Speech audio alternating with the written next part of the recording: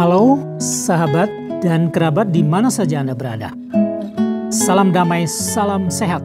Saya Frederick Makitan, jumpa lagi dengan Anda di ruang yang sama dalam acara Dia.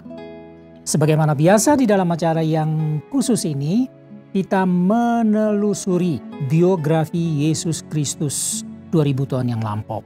Dan dari peristiwa ke peristiwa, kita akan berhenti sejenak untuk coba menikmati, mempelajari peristiwa itu sambil, ini nomor satu adalah mendengarkan dan coba mengerti apa saja kata-kata Yesus yang diucapkannya sendiri. Karena itulah firman-Nya yang mengubah kehidupan manusia di sepanjang zaman. Nah, sahabat, pada hari ini latar belakang kisah yang akan kita coba perhatikan adalah satu kisah tentang Yesus berkhotbah di Nazaret, dan disitulah dia juga ditolak oleh para audiens atau orang-orang Yahudi yang ada di situ. Nah, ini kisah yang akan kita coba simak dan perhatikan apa kata-kata Yesus. Jadi apa yang merupakan tema pada hari ini adalah kata-kata Yesus seperti ini. Pada hari ini genaplah nas ini. Dan tidak ada nabi yang dihargai di tempat asalnya. Hal ini didasarkan pada apa yang dilaporkan oleh dalam kitab Injil Lukas pasal 4 ayat 21 dan 24. Now get your message. Nah sahabat, saya ingin membacakan dulu satu bagian kecil dari Alkitab yang khususnya dari kitab Injil Lukas pasal 4 ayat 14 sampai 30. Inilah latar belakang kisahnya. Dalam kuasa roh kembalilah Yesus ke Galilea dan tersiarlah kabar tentang dia di seluruh daerah itu. Sementara itu ia mengajar di rumah-rumah ibadat di situ dan semua orang memuji dia. Ia datang ke Nazaret, tempat ia dibesarkan, dan menurut kebiasaannya pada hari Sabat ia masuk ke rumah ibadat lalu berdiri hendak membaca Alkitab. Kepadanya diberikan kitab Nabi Yesaya, dan setelah dibukanya, ia menemukan nas yang tertulis demikian.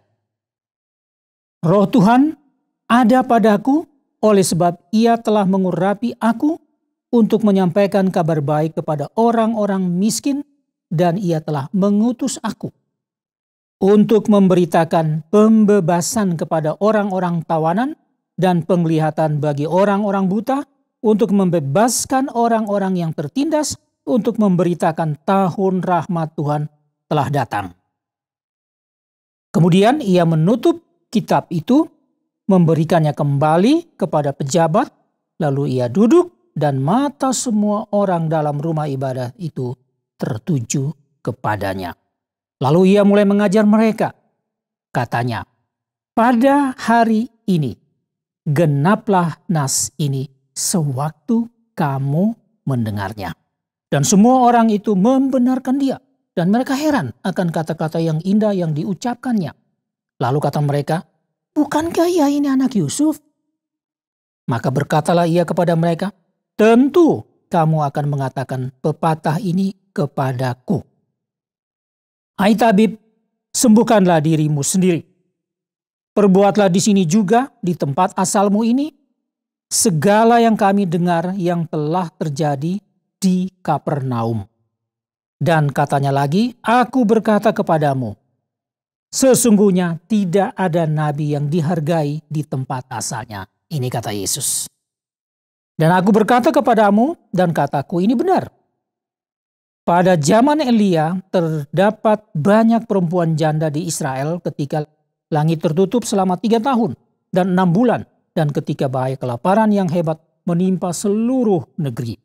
Tetapi Elia diutus bukan kepada salah seorang dari mereka orang Israel, melainkan kepada seorang perempuan janda di Sarfat di tanah Sidon.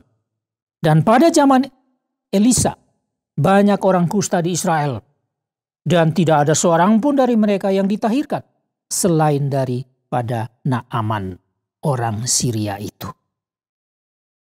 Mendengar itu sangat marahlah semua orang yang ada di dalam rumah ibadat. Mereka bangun lalu menghalau Yesus keluar kota dan membawa dia ke tebing gunung, tempat kota itu terletak, untuk melemparkan dia dari tebing itu. Tetapi ia berjalan lewat dari tengah-tengah mereka lalu pergi. Sahabat dan kerabat, tadi saya katakan ada dua perkataan Yesus yang akan menjadi sorotan kita, yang akan coba kita renungkan di atas kata-kata Yesus ini. Yang pertama, pada hari ini genaplah nas ini. Tadi sudah dibacakan, itu diambil dari Yesus membacakannya dari Yesaya pasal 61 ayat 1 dan 2. Saya tidak akan mengulangi itu lagi. Tetapi di atas kata-kata Yesus ini, Yesus ingin menunjukkan pada hari ini genaplah nas ini. Yesus ingin menunjukkan dengan jelas siapa dirinya. Yang memang sudah dinubuatkan oleh Nabi Yesaya sekitar 7 abad sebelum Kristus. Tetapi sebenarnya Israel ini tetap saja tidak percaya, skeptis.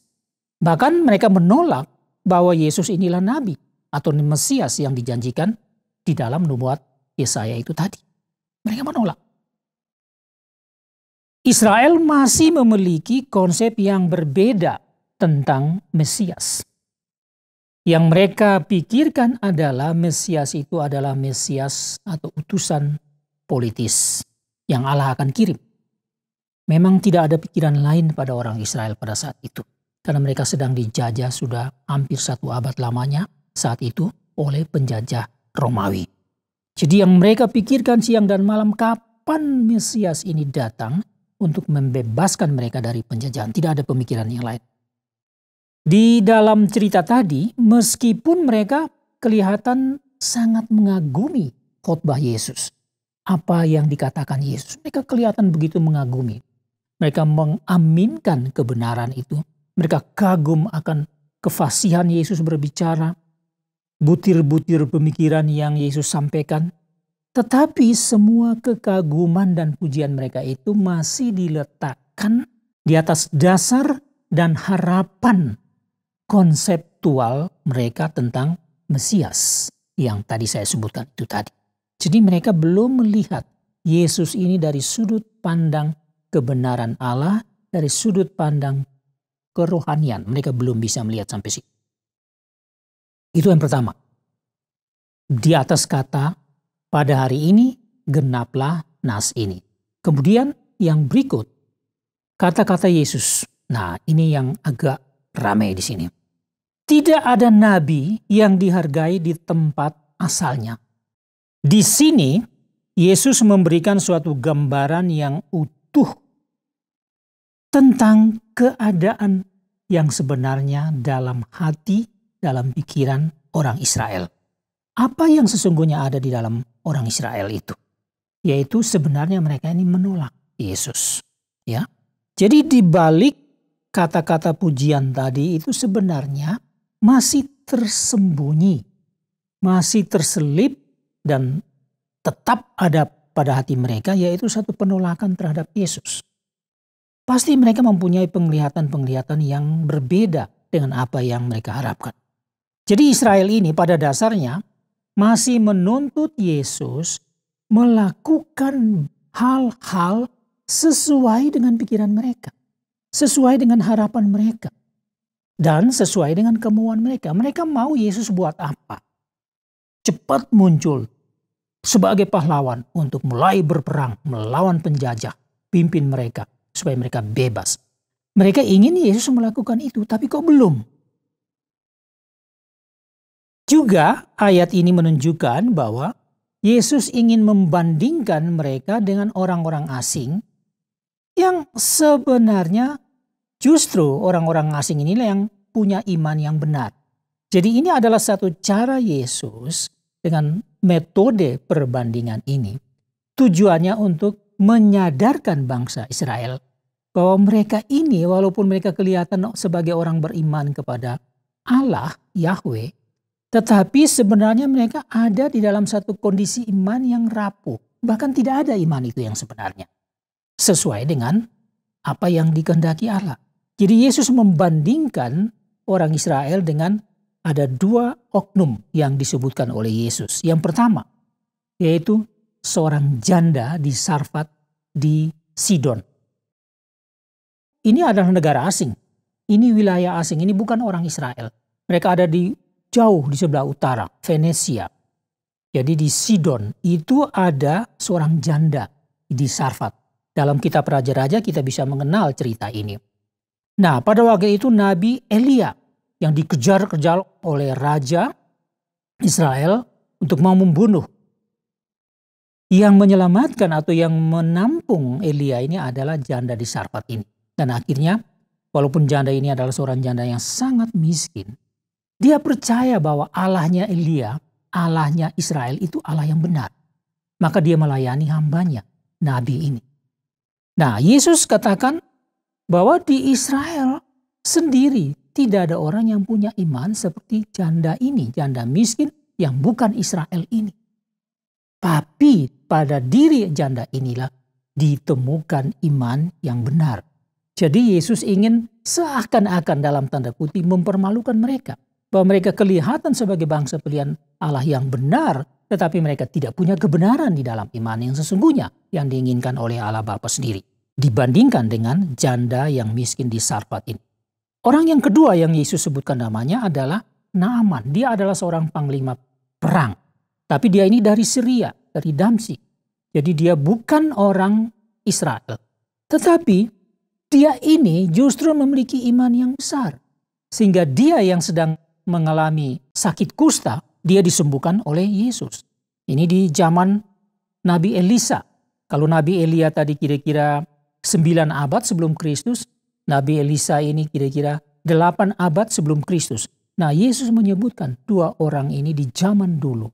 Nah, untuk menunjukkan kepada orang Israel agar mereka sadar bahwa mereka sebenarnya belum sampai kepada iman yang sebenarnya terhadap anak Allah, terhadap Mesias yang ada di depan mereka ini. Jadi kita lihat sini, dengan cara Yesus semacam ini untuk memberi gambaran yang utuh tentang mereka ini, mereka menjadi begitu tersinggung. Karena keadaan mereka yang sebenarnya sekarang seakan-akan dibukakan oleh Yesus. Jadi keadaan hati mereka ditelanjangi oleh Yesus. Bahwa mereka sebenarnya tidak percaya kepada Yesus. Meskipun mereka orang Israel. Meskipun mereka adalah bangsa pilihan Allah yang selalu mereka banggakan itu. Mereka begitu marah dan berusaha untuk membunuh Yesus. Namun waktu Yesus itu belum tiba. Allah belum menentukan itu waktunya. Karena itu Yesus masih diselamatkan oleh Allah sendiri. Dia berjalan di tengah-tengah mereka, tidak ada yang lihat, akhirnya lolos. Jadi mereka bermaksud untuk menyeret dia, membawa dari ke tebing di kota itu, mau melepaskan dia di situ dan mati, tapi ternyata itu tidak terjadi. Nah, sahabat dan kerabat, kalau begitu dari kisah ini, apa kira-kira yang kita ingin belajar secara singkat di sini? Yang pertama, jadi ini merupakan inti berita tentang pesan-pesan Yesus yang diambil dari kata-kata Yesus dan situasi dalam kisah yang tadi sudah dijelaskan. Yang pertama, bahwa kebenaran yang sesungguhnya atau kesungguhan percaya, kesungguhan beriman kepada Yesus yang datang dari Allah, sebenarnya inilah yang ditekankan oleh Yesus. Bukan sebuah konsep seperti yang dimiliki oleh orang Israel sampai saat itu. Bukan sebuah ibadah yang megah. Bukan sebuah gedung yang megah. Bait Allah di Yerusalem misalnya. Sinagoge-sinagoge di mana-mana misalnya. Bukan itu. Tetapi kesungguhan dan benarnya iman di hadapan Allah. Ini yang mau ditekankan Yesus. Sehingga Yesus mau hal ini keluar, disadari oleh mereka. Dan inilah yang diangkat. Dan Yesus mau melihat itu. Ini kalau kita bandingkan, kita bawa ke dalam aplikasi kehidupan kita sehari-hari, memang begitu juga. Yang Yesus mau melihat adalah kebenaran dan kesungguhan percaya. Yang kedua, kita lihat di sini bahwa sebutan-sebutan seperti kalau kita mengaplikasikan di dalam hidup kita. Sebutan seperti orang percaya, orang beriman, orang Kristen. Juga yang berada di dalam bentuk-bentuk yang kita tahu sekarang, yaitu misalnya dalam agama Kristen, dalam denominasi Kristen, atau dalam keluarga Kristen. Semua itu benar, tidak ada yang salah. Tetapi yang ketiga, yang Yesus butuhkan, yang Yesus selalu ingin lihat, dan ini yang dibutuhkan, yaitu bahwa semua itu, ya, rumah kita, tempat kita dididik untuk mengenal kepada Yesus. Tetapi yang Yesus ingin bahwa setiap kebenaran itu dan pengertian tentang Yesus, tentang iman kepada Yesus itu harus diuji. Dan sesungguhnya semuanya itu seharusnya ada secara pribadi. Jadi kita tidak cukup berbangga karena kita beragama Kristen. Kita tidak cukup berbangga karena kita punya denominasi Kristen. Kita tidak cukup berbangga karena kita lahir dari keluarga Kristen. Tapi lebih penting dari itu, dan yang paling penting yaitu bahwa secara pribadi kita memiliki iman yang benar kepada Yesus Kristus di mata penilaian Allah sendiri. Ini yang penting. Nah, saudara yang dikasihi Tuhan Yesus, sahabat dan kerabat di mana saja Anda berada, saya pikir sampai di sini dulu jumpa kita. Semoga ada sesuatu yang baru yang menyentuh kehidupan saudara, hati saudara, pikiran saudara di dalam Yesus Kristus pada hari ini. Terima kasih atas perhatian Anda, dan saya Frederick Makitan pamit dulu. Get your message, have a good day, and see you next time.